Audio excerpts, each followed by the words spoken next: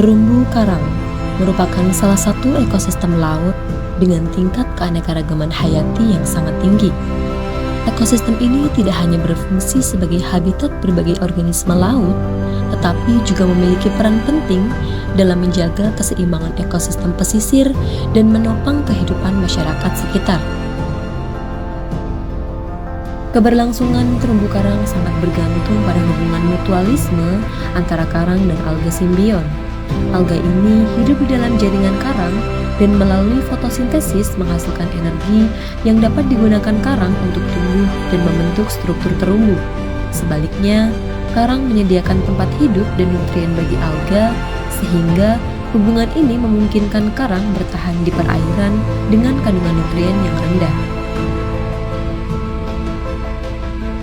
Meskipun hubungan ini stabil dalam kondisi normal, simbiosis karang alga sangat rentan terhadap perubahan lingkungan.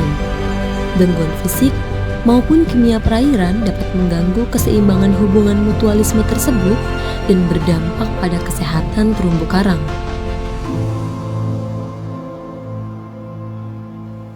Salah satu bentuk gangguan lingkungan berskala besar adalah tsunami. Tsunami menyebabkan perubahan mendadak pada kondisi perairan seperti peningkatan sedimentasi, kekeruhan, serta perubahan struktur substrat dasar laut. Kondisi ini berpotensi mempengaruhi stabilitas hubungan antara karang dan alga simbion.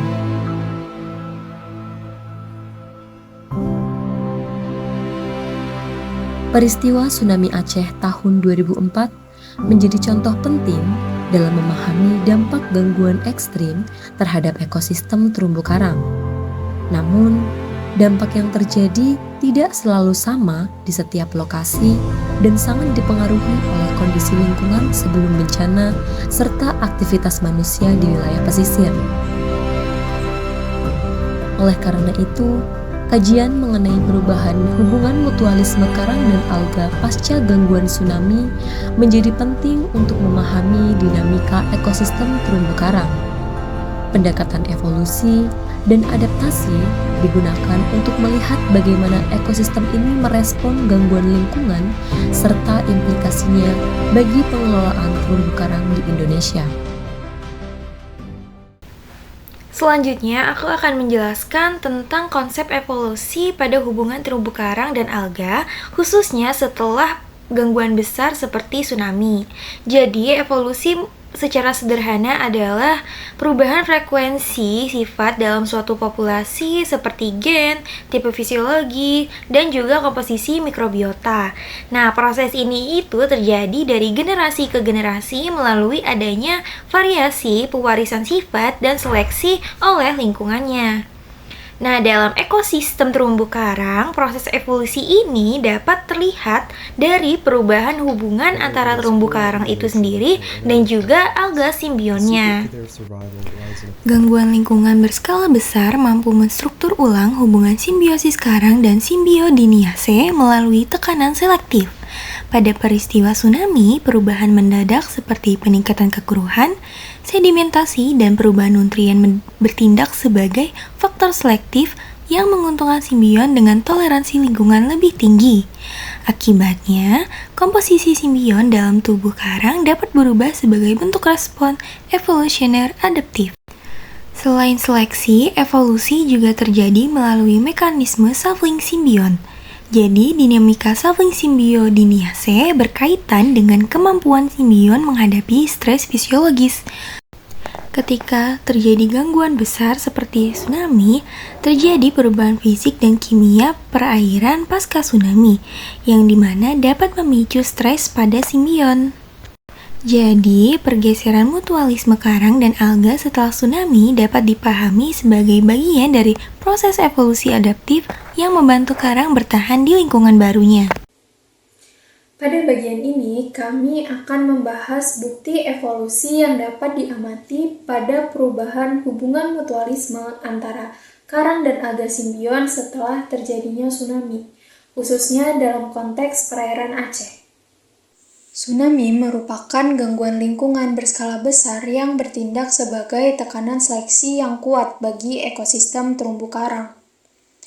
Gelombang tsunami tidak hanya menyebabkan kerusakan fisik pada struktur terumbu, tetapi juga memicu perubahan drastis kondisi lingkungan, seperti meningkatnya kekeruhan air, sedimentasi, serta fluktuasi nutrien. Kondisi ini menciptakan tekanan selektif yang menuntut organisme karang dan alga simbionnya untuk beradaptasi dengan cepat agar dapat bertahan.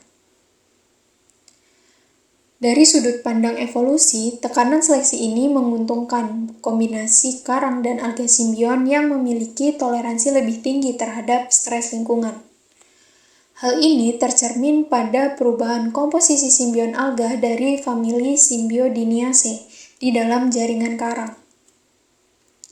Individu karang yang mampu mempertahankan atau mengganti simbionnya dengan tipe yang lebih toleran memiliki peluang hidup yang lebih besar dibandingkan karang yang tidak mampu beradaptasi. Bukti empiris dari proses ini dapat dilihat melalui mekanisme yang dikenal sebagai symbion shuffling dan symbion switching. Studi genetik menunjukkan bahwa setelah gangguan lingkungan ekstrim, komunitas alga simbion yang awalnya didominasi oleh satu tipe tertentu dapat berubah menjadi lebih beragam. Tipe-tipe simbion yang sebelumnya hanya terdapat dalam jumlah sangat kecil atau disebut rare biosphere, dapat meningkat dominasinya karena memiliki karakter genetik yang lebih sesuai dengan kondisi lingkungan baru. Pergeseran ini menunjukkan terjadinya seleksi alam pada tingkat mikro, yaitu pada hubungan simbiosis karang dan alga.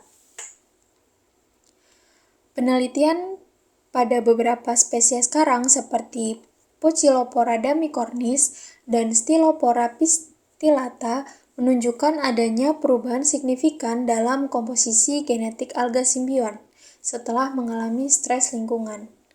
Perubahan tersebut bukan sekedar respon fisiologi sementara, tetapi mencerminkan proses adaptasi evolusioner yang memungkinkan karang bertahan dan pulih dalam jangka panjang. Bukti evolusi juga diperkuat oleh hasil observasi lapangan di wilayah Aceh pasca tsunami tahun 2004.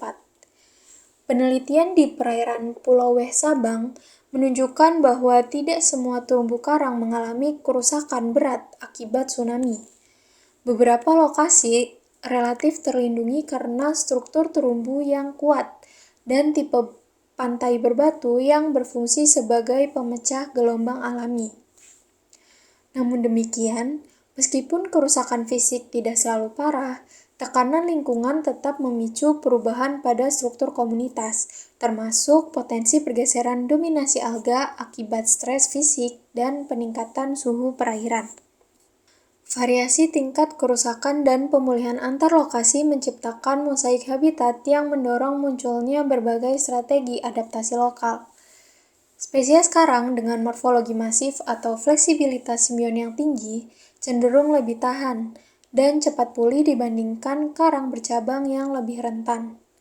Proses ini menunjukkan adanya penyaringan ekologis yang selaras dengan prinsip seleksi alam. Secara keseluruhan, perubahan hubungan mutualisme karang alga pasca tsunami merupakan bukti nyata bahwa proses evolusi dapat berlangsung secara cepat sebagai respon terhadap gangguan lingkungan ekstrim. Karang beserta alga simbion dan mikrobiomanya dapat dipandang sebagai satu kesatuan evolusioner atau holobiont yang beradaptasi melalui reorganisasi hubungan simbiosis demi meningkatkan peluang bertahan hidup. Dengan demikian, bukti genetik, observasi lapangan, dan dinamika komunitas secara konsisten menunjukkan bahwa pergeseran mutualisme karang alga pasca tsunami merupakan bagian dari proses evolusi adaptif, bukan sekedar perubahan sementara. Dampak tsunami Aceh terhadap terumbu karang terutama terlihat pada perubahan kondisi lingkungan yang memengaruhi hubungan mutualisme antara karang dan alga Zoosandelae. Meskipun banyak koloni karang tidak hancur secara langsung, gangguan fisik akibat gelombang besar menyebabkan pengadukan sedimen dan peningkatan kekeruhan perairan.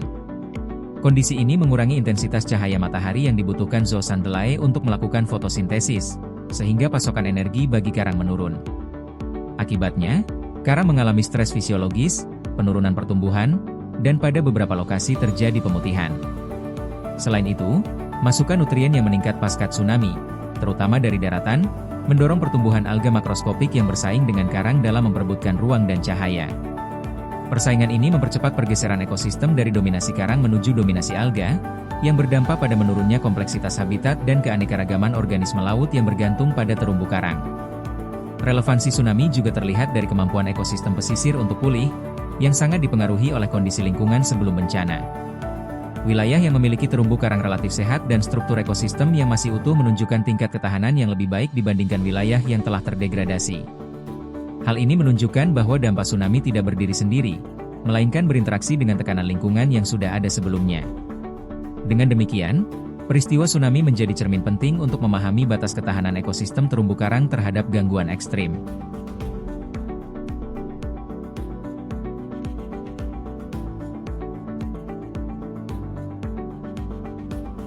Budaya lokal masyarakat pesisir Aceh memiliki relevansi yang kuat dalam konteks tersebut. Melalui hukum adat laut dan peran Panglima Laut, masyarakat secara turun-temurun menerapkan aturan pemanfaatan laut yang membatasi aktivitas merusak, termasuk praktik penangkapan ikan yang dapat merusak terumbu karang. Sistem ini secara tidak langsung menjaga kualitas ekosistem pesisir, sehingga mem.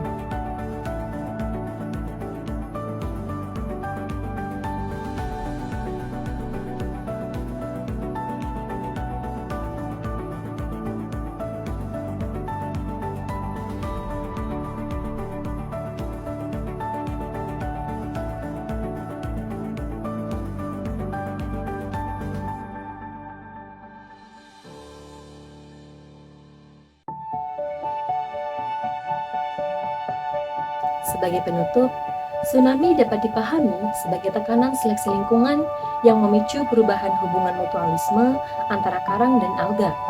Perubahan kondisi perairan pasca tsunami menyeleksi kombinasi karang alga yang lebih toleran terhadap stres, sehingga pergeseran komposisi alga simbion mencerminkan proses adaptasi dan evolusi cepat pada tingkat holobiont. Bukti genetik, observasi lapangan, dan kajian literatur menunjukkan bahwa perubahan ini bukan bersifat acak ataupun sementara, melainkan sebuah strategi adaptif untuk mempertahankan ekosistem terumbu karang. Namun, besarnya dampak dan kecepatan pemulihan sangat bergantung pada kondisi ekosistem awal serta tekanan aktivitas manusia sebelumnya. Oleh karena itu, pengelolaan terumbu karang perlu dilakukan secara adaptif dengan mengintegrasikan pendekatan ilmiah dan kearifan lokal, guna meningkatkan ketahanan terumbu karang terhadap gangguan ekstrim di masa depan.